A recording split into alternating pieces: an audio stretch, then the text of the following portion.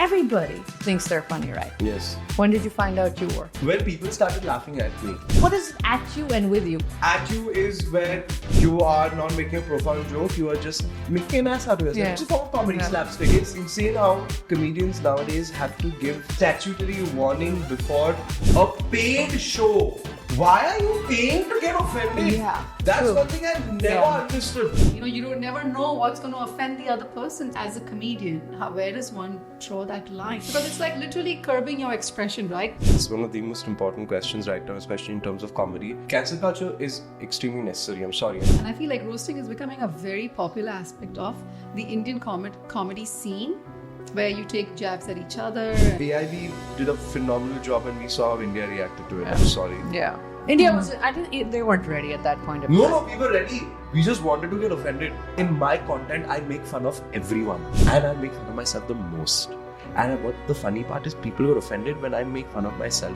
And that's when I'm like, are you mad? You can't tell me how to make fun of myself. मैं अपनी माँ के बारे में कुछ भी बोलूं, तेरा क्या जाता है? Every time I mention Peter Sellers, this is a big pet peeve for me. People be like, oh, do you mean Russell Peters? I'm like, no, you daft. I don't mean that racist, overrated comedian. I don't like Russell Peters at all because he never makes you laugh. He's mocking an Indian accent. He's constantly mocking it. It's not funny. What does comedy mean to you? Like what? I like laughing. I think for me, the beginning more than anything else, it's my favorite emotion. Made you love the lingo, love the lingo, love lingo. Certainly made it love. Last week I wanted to binge watch, so I decided to binge watch season 3 of Indian Matchmaking. And as much as I wanted to judge it for how misogynistic it was and how so they were using a lot of casual casteism comments and remarks in the series, well, this is not about that. But there was something that I understood from watching the series about how every human has one prerequisite that they look for in another human, and that is that they must have a sense of humor. And it got me thinking, actually. Believe it or not, there is a research where when two strangers meet, and if the man is trying to make you laugh, and if the woman is laughing at every attempt that he makes, then the woman is most likely to be interested in this guy. And if they laugh together, then double whammy.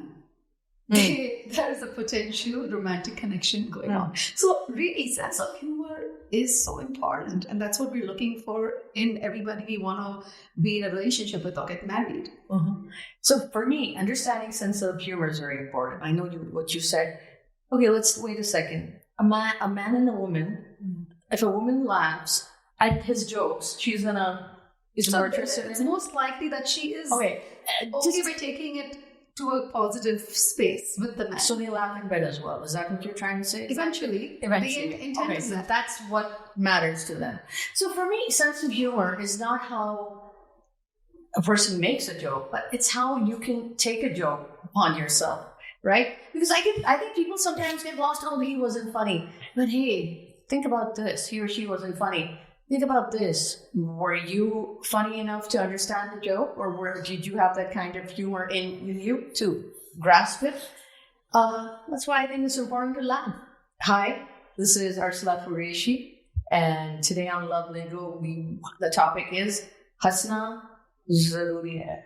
Hi, this is Just Sagu, and today's guest is the upgraded poster boy of Parle-G and the man who has restored the original masala Indian flavor of potato chips. He is notorious for self-deprecating humor and also for being buoyant of his Parsi roots and community. So, Zervaan Bunshah, welcome on Love Lingo Podcast. He's also an endangered species. That's very true. That's I feel. Guess I get that.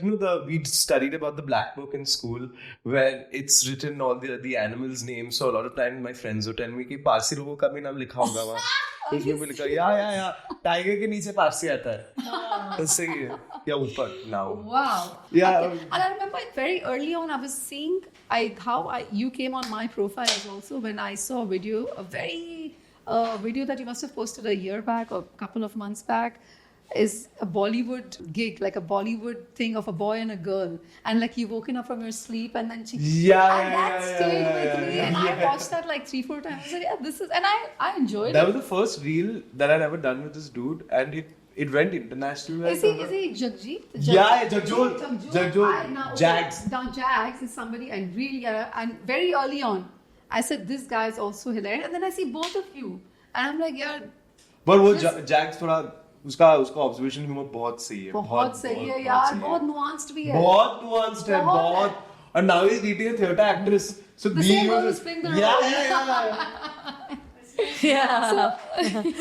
RC is oblivious. हंसना जरूरी है. बहुत जरूरी है. I just want to be part of it. Okay. No, but I think I saw Zervaan when. Oh, it's alright. You have to keep these in, please. But you do not understand how old this is. I saw Zervaan. I think you were impersonating an actor, Bollywood actor. I think it was Ritik, if I'm not mistaken, or someone. Is it like the badly explained Bollywood Yeah, scripts? something, yeah. Huh? I love that. I just love those. Yeah. So, Zaran, I'm very interested. Everybody thinks they're funny, right? Oh. Yeah? Is that true? Yes. When did you find out you were? Or who told you? When people started laughing at me. Not with you or at No, you? no, I don't think people laugh at me. What is at you and with you? Can you just... At you is where you are not making a profound joke, you are just making an ass out of yourself. Yeah. It's a form of comedy, slapstick. Yeah. And then they're laughing with you where you made a very intelligent, Yeah. well-written joke. Yeah. And people are like, ha ha ha, Yeah. wow, good rendition. I mean, I laugh at my own jokes because it's my intrusive thoughts that are constantly winning all the time. Wow. So it's fun, yeah, musty, but I know that 90% of the world is just like, huh? Because I love random humor. So me, the concept of something happening randomly that you would not have expected is extremely funny to me. I find that hilarious. Like, for instance, me... okay, let's put it this way. My grandfather had passed away and we were at his funeral. And I remember while we were walking through the entire thing, this one lady, she slipped, poor thing, and she went down and knelt, and it looked like she was, she it looked like she got emotional for some other random person's grave. So I remember at that point, everyone's so solemn. Like, you have to understand, my grandfather has passed away, and they're putting his body into the grave because he was a Christian. And I'm just like... laughing loudly. I'm like, look at that auntie. Mom, she's proposing to the grave. Ouch. And my mom is just like, I understand graveside humor, but really not right now. Your grandfather just died. So as I said, as suddenly everybody is like very awkward. That's the kind of humor that I enjoy, which is why I'm not allowed to do it a lot. my girlfriend doesn't allow me. She's like, baby, no. So there are certain boundaries that you instill upon yourself, or it's just something that, like you said, your girlfriend doesn't allow you. Let's put it this way. She is the filter, because for me, since I find anything in it, I mean, obviously there are certain things I don't find funny, but that's again very subjective. Yeah, absolutely. Humor is subjective. Yeah, Absolutely. And if you're going to get offended with humor, don't listen to it. Yeah, Absolutely. And I mean, like, don't subscribe to that kind of humor. It's insane how comedians nowadays have to give what's a word, like a statutory warning before a paid show. And they have to sign a consent slip that I'm going to be making these jokes and all. It's if you have any legal action, it's going to be solely taken against me and not the. Yeah. I'm like, fine, I get that. Yeah. Completely understandable. Why are you paying to get offended? Yeah. That's one thing I've never understood. I understand what you're saying because I love Ricky Gervais. And he said that the worst thing you can say up to date is that women don't have penises. You will be cancelled. That's the worst thing you could say today. So in this culture of woke...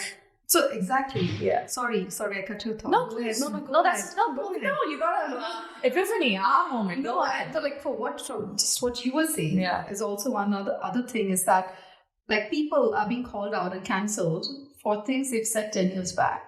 Yeah. Right? So we're always going to think that okay, today we are saying something and it is funny, but maybe 10 years down the line we might be pulled out and cancelled for what we said 10 years back. So it is this dominant kind of mob mentality. culture where people are, you don't never know what's going to offend the other person. So where does one really, as a comedian, where does one draw that line? But it's like literally curbing your expression, right? Then you talk about self-expression. This is, I think, it's one of the most important questions right now, especially in terms of comedy. Cancel culture is extremely necessary. I'm sorry. At the end of the day, no matter how much we might hate it, it was so needed, especially in the kind of world we live in. The number of people that I also want to cancel in my life, the people that I know who I could cancel. Are you listening? I have messages on you guys. I have all those messages that you guys have sent me. So always remember, if you've ever seen this podcast, you will get cancelled one day if you mess. But anyway. I love that thread. I love the one-on-one you just had with a bunch of Best part is there's nobody. But imagine somebody feeling, oh shit, Zervaan has something on me. That's what I want. But at the same, like for instance, let's take the queen of cancel culture, Jamila Jamal. She's doing a lot of good work. Yeah, absolutely. She has called up a lot of people. But my only thing about cancel culture was meant to. It was supposed to be restorative, right? Yeah. Where you had to learn from your mistake and you wouldn't repeat it again. Yeah. I feel that the entire concept of second chance doesn't exist anymore. And I guess in certain situations, you can't have second chance because of this sheer amount that you have done in your life. Absolutely. Right. Whatever it is. As I'm saying, I'm trying not to put labels on anything. Yeah. I'm trying to be as general as I possibly can. At the same time, I feel that sometimes people really do not understand what they are saying. Everyone thinks everybody's intelligent. No, people are not intelligent. The problem is people think they're intelligent. Yes. Yeah. I find that the bigger problem than me thinking, oh, ये intelligent है. सब लोग अपने आप को माहिर और शातिर तो हैं, माहिर समझते हैं. ऐसा सेंस ऑफ एंटाइटलमेंट आ जाता है कि हाँ भाई मेरे को पता है. Like, people keep telling you to be sure of yourself, you have to be sure of your surroundings and all of that. People are like, yeah, I'm very sure that even if I'm wrong, I'm so sure, man. By fact check कोई नहीं करता अभी इस दुनिया में. कोई नहीं करता. Like, I literally downloaded an app called Perplexity. This is not a paid thing. It's a random where I get sources of the things that I find out about. Any form of information. All my sources come up on that app. I can literally click on each and every source as to why that condensed amount of... It's like basic Google, but it tells you straight. जो बड़ा वाला sometimes आता है ना वैसे जो लिख रहा है this word actually is supposed to be la la la la la la. वैसे ही आता है. हर word वैसे ही आ जाता है. But you're absolutely right. A lot of times it's just that people think that they are intelligent. They know what's... People's arrogance of they know what's right. Yeah. And when you want to explain it to somebody who is not coming from that same mindset, aggression is never going to get you anywhere in life. No matter, you can give a million excuses, reasons, you can quote the past, the present, you can foresee the future. But if you use aggression, especially against somebody who has a point completely polar opposite of yours, that's not a conversation. That is a call out, and you are going to get a call out in return. Okay. That's all that's going. It's going to be it's just going to be a bashing. There's not going to be. There's nothing constructive about that conversation anymore. I want to take your opinion on something. Probably all of us have seen. Please. Will Smith, the slap. Because you said the slapstick. No, whatever. You want my opinion on this? I think it's very layered. I feel like there's a dude who's obviously has a sense of who he is, where he is. There is a sense of importance that exists. Suddenly, your sex life has become a public conversation. In the patriarchal sense of things, you have been emasculated to another level.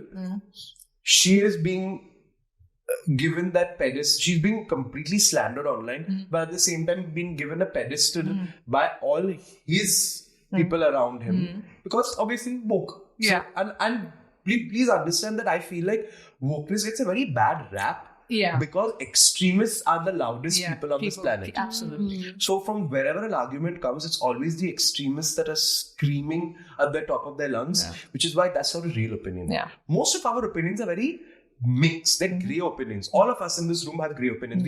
We have some opinions that are very strong. But even in this case, I just feel like there is a certain sense of just people wanting to misunderstand at this point. I think you want to get offended. Yeah, but he did really slap Will Smith. It's like there was no like. No, him.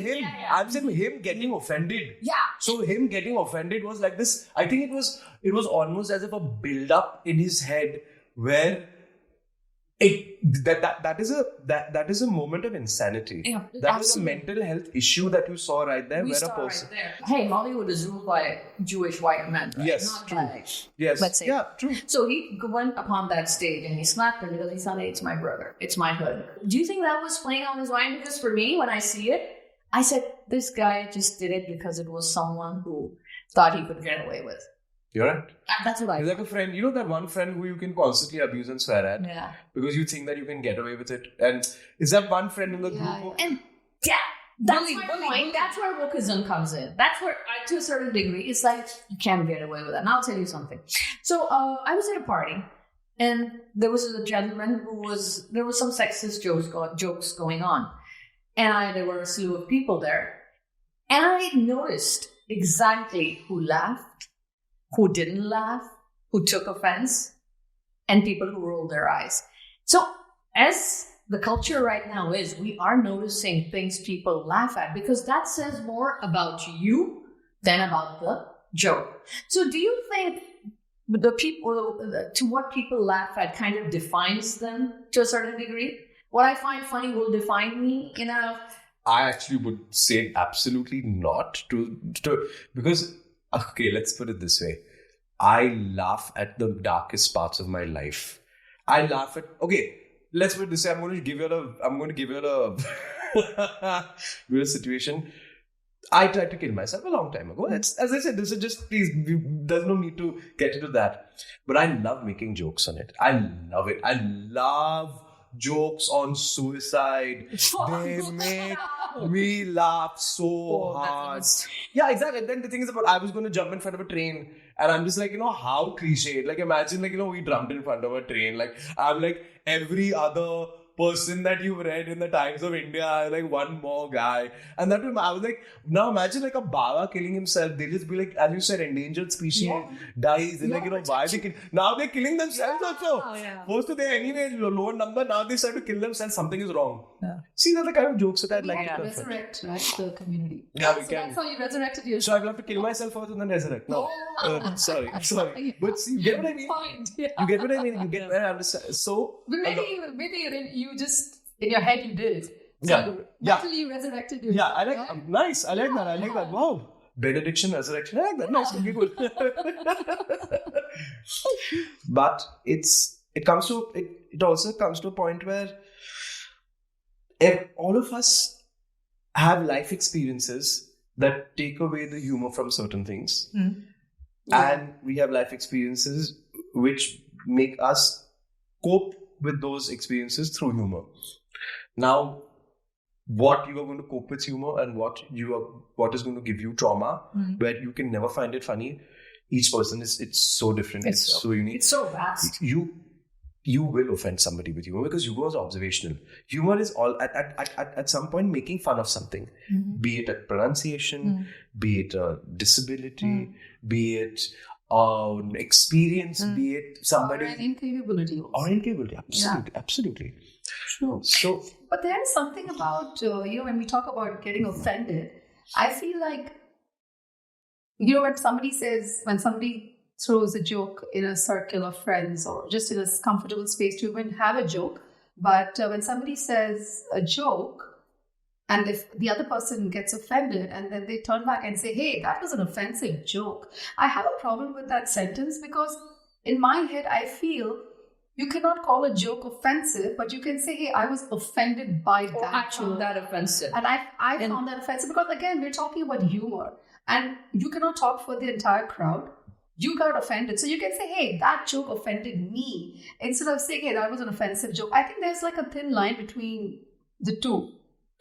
And true. Yeah, true. And I don't know if I'm making sense. No, you are completely making sense. I don't have anything more profound to add to that. Or something you can add to that? No, yeah, but it's a beautiful thought what you said. You're absolutely right. No, I believe that too. I think that there is a right to offend is stands highest on the tenet of freedom of speech. It's very important.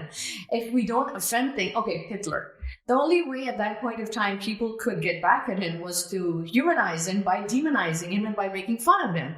That was their, but humor has been used in the past as a weapon. True. And with Hitler, now you see it's all this caricature that's happening. It started at that time. Yeah. You know what I'm saying? Even against Mussolini and Hitler and people like पुराने ज़माने में जब we had like I think the first comedians were jesters, and I read about that recently. Yes. And how when they had an intermission during the courtroom session, and then the jester would come on board and he has to crack a joke. Now the pressure here of a comedian is that if the joke is not funny, then you are beheaded, you're ostracized. You are if the king or the authority, the person in authority is kind, then they let you go. But it is a pressure. So how do you deal with the pressure when you have to put up a reel and you want it to be funny, and in your eyes it is super funny, but how do you deal with that? Funnily, there was this exactly what you're saying. So did you, I can't believe I forgot this, but there was a special law that was called the Jester's Sanctuary, or like the Jester, basically, you could not get offended by what the jester said by law, including the king. So that is why the jester was legally allowed to say whatever the fuck he wanted. Through his humor. Through his or her or their humor.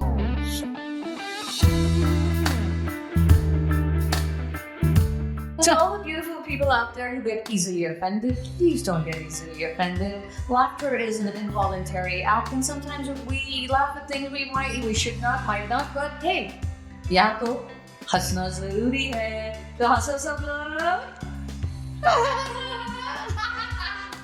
Like, you know what we intend to ridicule. No, we're not ridiculing anyone but ourselves. This is self-depreciation at its highest.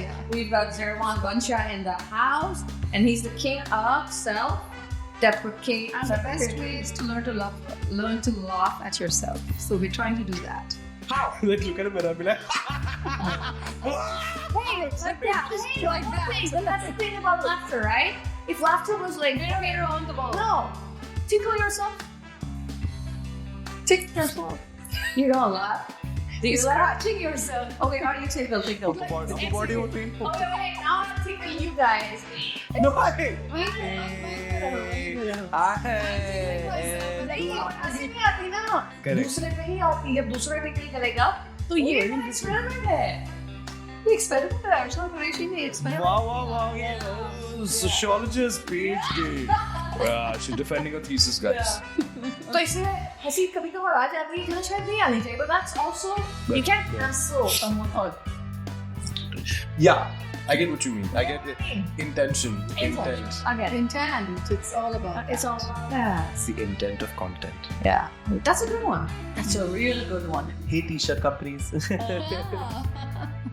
But also, you were talking about aggression sometime back, and my thought went to roasting, and I feel like roasting is becoming a very popular aspect of the Indian comedy scene, where you take jabs at each other. AIB did a phenomenal job, and we saw how India reacted to it. I'm sorry. Yeah. India was, I think they weren't ready at that point of time. No, we were ready. We just wanted to get offended because they laughed at all the other jokes except the one. Again, it's this, nothing changed.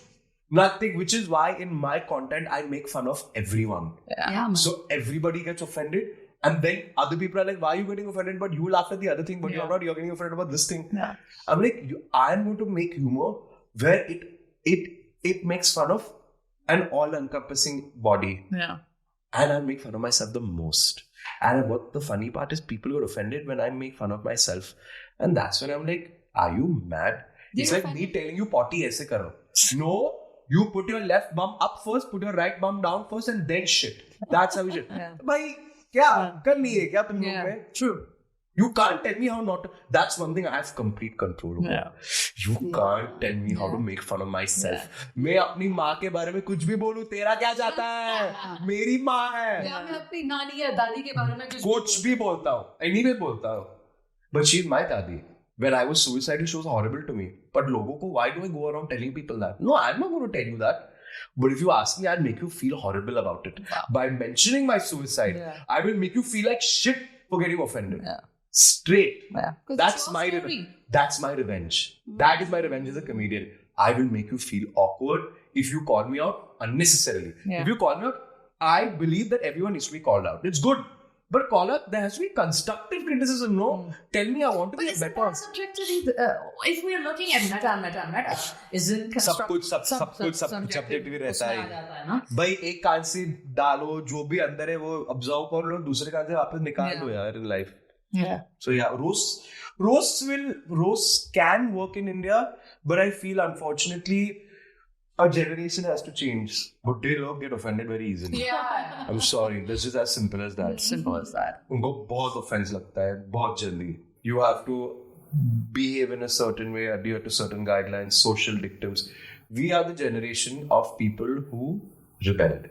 Who, to a certain extent, we decided that people get offended because they've been told that you have to get. It's about a culture that taught you how to get offended, why to get offended. Slowly. I'm talking about my culture, which is Indian culture. We are a very, very chill culture. We are just very confused as to what exactly our culture is, and we keep quoting the wrong things all the time. And which is why that's for offense. See, misunderstanding causes offense. Always. Because you don't understand the situation. Yeah. Your automatically aggression is as you said, aggression is the first reaction to it because that's naturally how we react. So yeah, roasting. But I also do believe that nothing is sacred. By mocking dangerous things, we embolden ourselves. Like we should. We shouldn't. We can.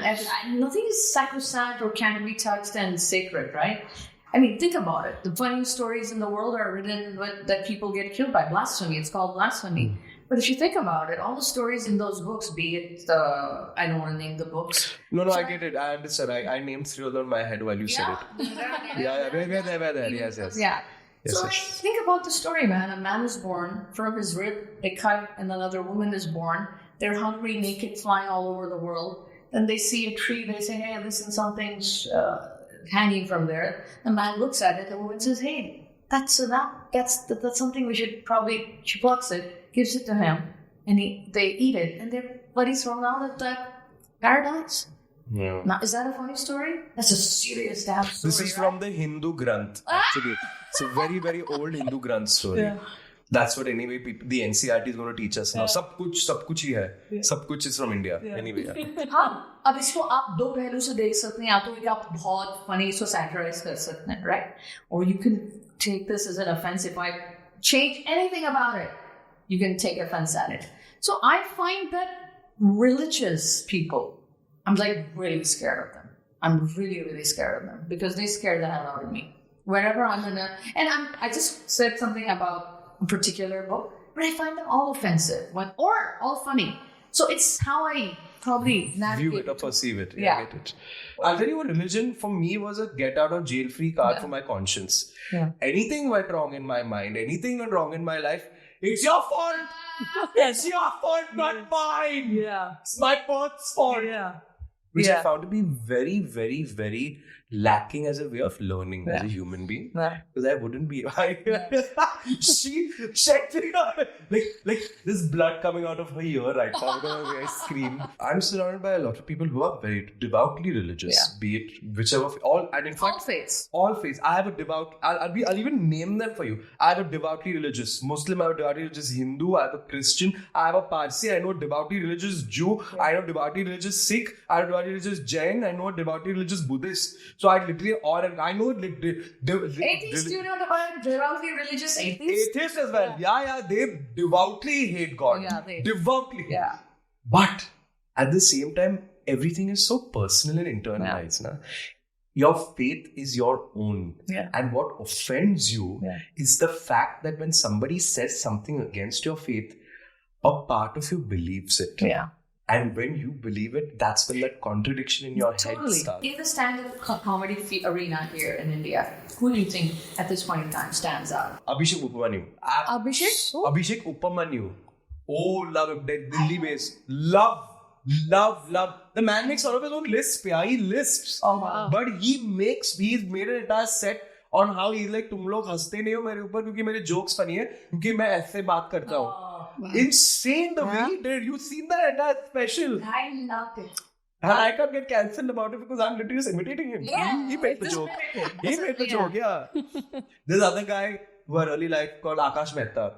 Okay. And he makes dark comedy. Then there's Siddhi Shetty. I loved Kaniz a lot when she was younger. Urja, where she went to, Urja's got this very flow where she doesn't stop at. She's the one who went to Fringe and right now got recognized by Phoebe Waller-Bridge. Oh, and really? They were like, Phoebe whoa. Waller-Bridge is one of my Yeah. I mean, she's like, Again, she started Fringe. Yeah. Now, Fringe is another thing I Yeah. want to do. Now, I'm not a stand-up. I keep Yeah. telling people that because I don't have the intelligence of the patience or the depression to go through it. So, sorry.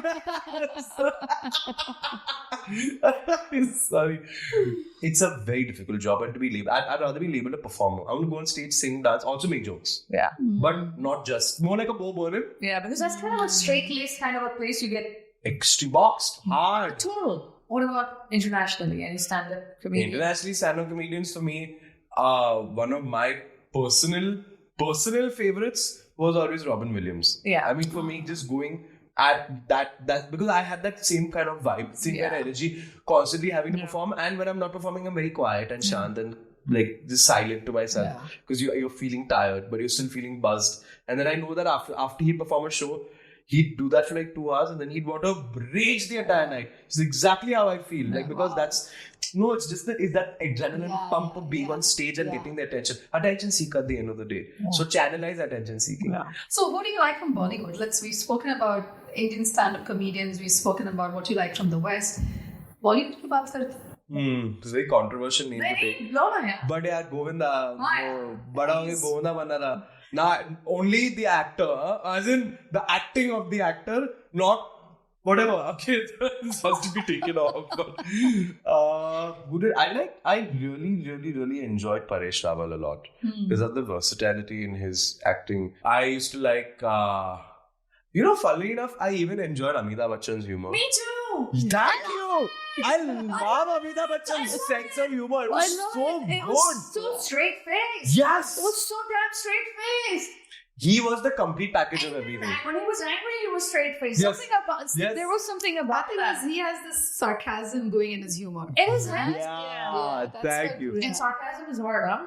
And when he would break character and play a silly role, it was even funnier because you're like, this tall behemoth of an actor. And when I say, I'm talking about his talent. Forget his height. Yeah. Farida Jalal also. Farida Jalal. I love Farida Jalal. I think she's the most underrated actress in Bollywood in terms of just acting. Like I know this is not a funny scene, but for me, when Hrithik Roshan in K3G, he goes abroad and he's living in Shah Rukh's house as this boarder, and then he's tying his shoelace, and then I forgot what he calls her, but he's like, "Mat karo." And then when she's looking up, she's crying and she's like, That was funny. Rohit Baba, tu aa gaya wapis. I mean, she recognized him from the shoelace tie. I'm like, how smart is she as a person? Kisne kamal scene See, I'll tell you, the beauty about Bollywood is the unintentional humor. Yes. That is like I the love best. unintentional. And that's why I think we love cringe. How did we miss out on cringe? Sorry, I forgot. Yeah, my entire brand is based on that, so might as well. Yeah, man. Like, I thanks. love cringe. After a hard day's work, you know what Just Ugly does? You know what she does? She watches these cringe comedies. That's my stress buster. I love it. I can just sit Reality. And your favorite song was Yeah. Adodi Babodi, Atodi Babodi? No, the song that went viral on Instagram. Badopati, badopati. I wanted to run away from everywhere she was right. Hi. Yeah, say something. I dedicated that song to her. So I said, somehow I feel like that song should be dedicated to you. I still don't understand what it means, but what is it supposed to mean? Like it's like a admiration kind of term. Oh, like hi, but okay, so he was praising. Oh, Yes. I thought you were saying random words. In the perspective of being politically correct, now that we all have to be a certain way and careful, are there certain jokes that we hold back our laughter and we don't want to laugh because we know if we do, we're going to get cancelled? Because let's face it, man, हंसी तो आई थी तब हंसे थे, पर आजकल ऐसा होता है क्या कि हमें हंसी आ रही है पर हम होल्ड बैक कर रहे हैं क्योंकि यार कैंसिल हो जाएंगे, ऐसा होता है क्या? हंसने भी नहीं होगे, जिसने जोक मारा और ऐसी कौन सी बात है अगर तुम कहना चाहोगे? I will be blunt and say that your core humor should be very private. Say it. So well said. I love that. Your core humor is not meant to be performative. Yeah.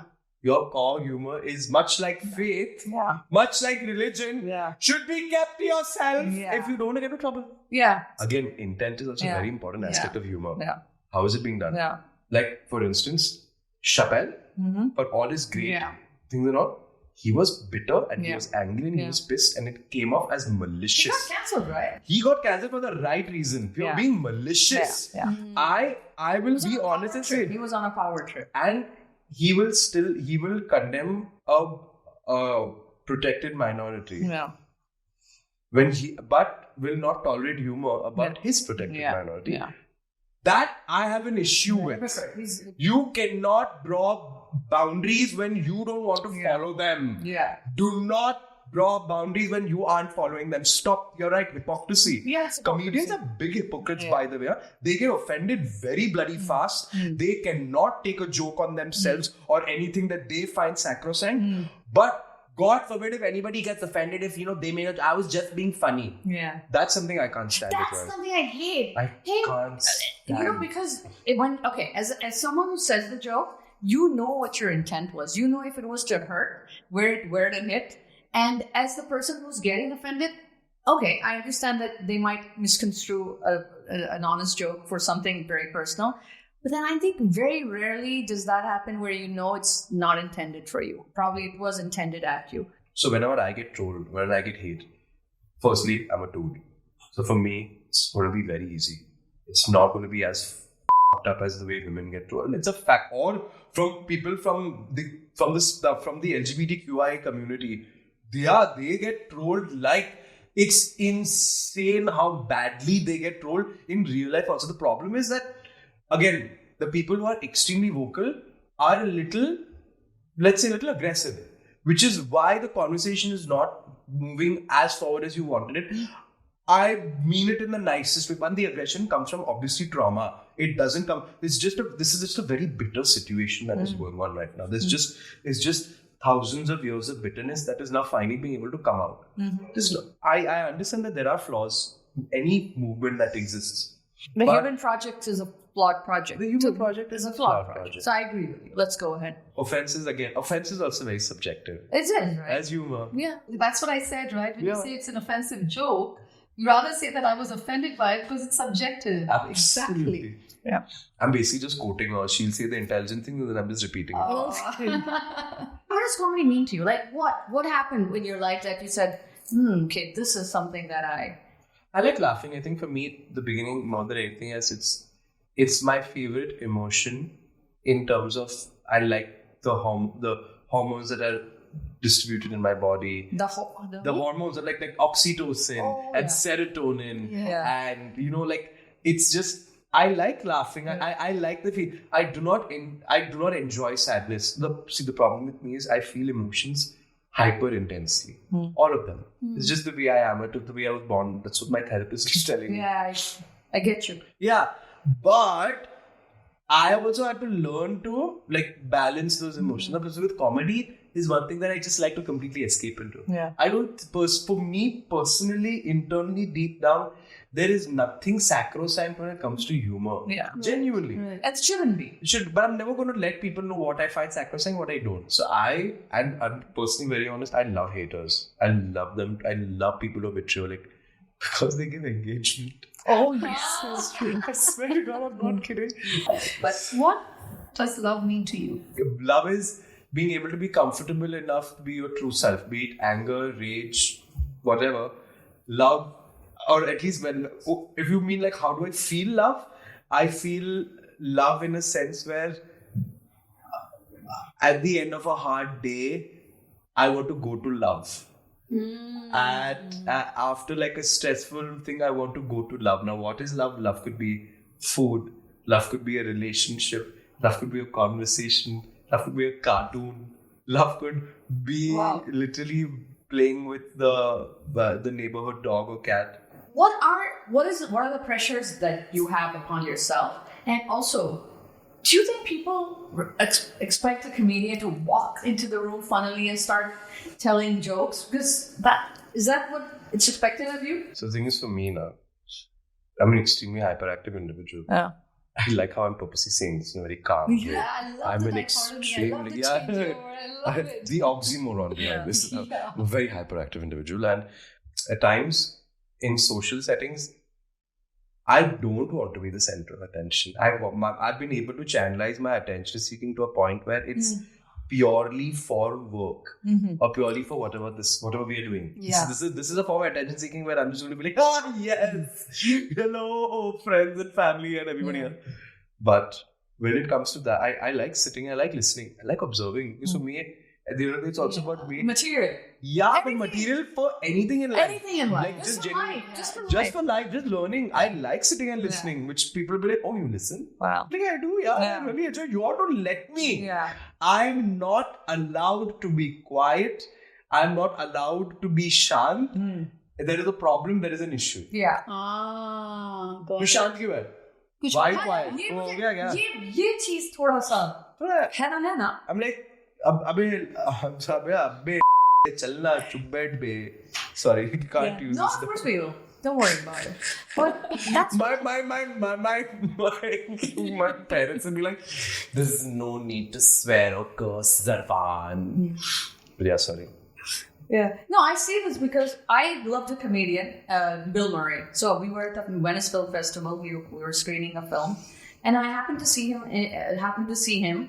And oh my God, I've seen his films. But when I saw the man, it was like, it wasn't the comedian that I've been seeing. I'm seeing a man who's seriously walking around, not even looking at anywhere.